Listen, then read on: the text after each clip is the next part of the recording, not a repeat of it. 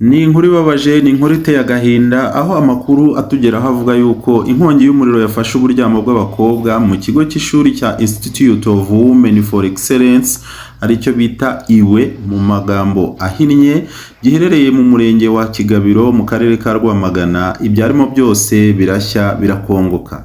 Abaturage bahageze bwa mbere bavuga ko bagerageje gutabara ariko biranga bibi by'ubusa kuko basanze umuriro wamaze kuba mwinshi, bikoma mu nkokora ubutabazi bwabo kugeza ubwo polisi y'u Rwanda ishami ryo kuzimya inkongi yahageraga ikagerageza kuzimya.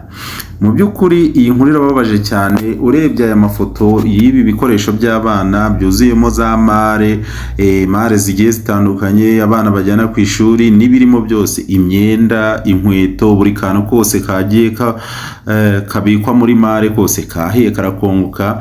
Bivuze ngo iyi nkuru iragaragaza yuko abana mu by'ukuri nta kintu na kimwe basigaranye, kereka wenda imyenda buri wese yari yasohokanye aho ngaho mu buryamo, niba bari bagiye mu ishuri muri classe, muri etude, cyangwa se bitabiriye classe.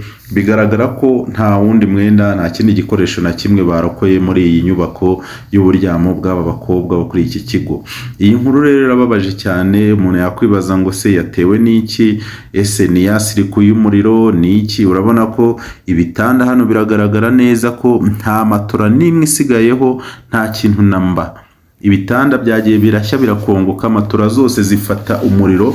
Urumva umuriro wafashe za matora zuzuye mu buryamo bumwe muri sale imwe, ikaka umuriro, bihita birangira inzu yose ifashwe n'umuriro, ku buryo na za mara ubwazo zahiye zirakongoka neza neza, ibintu byose byahindutse ivu. Nta kintu na kimwe aba bana barokoye rwose, urebye ukuntu ibintu bimeze kuri aya mafoto. Aba bana rero bababaje, aba bana rero nabo kugira ngo baze kuba bafashwa kongera gukomeza ubuzima bw'ishuri, nubwo bitoroshye. Urumva amakayi yose yahiye, ibitabo byahiye, nta kintu na kimwe bashingiyeho mu by'ukuri.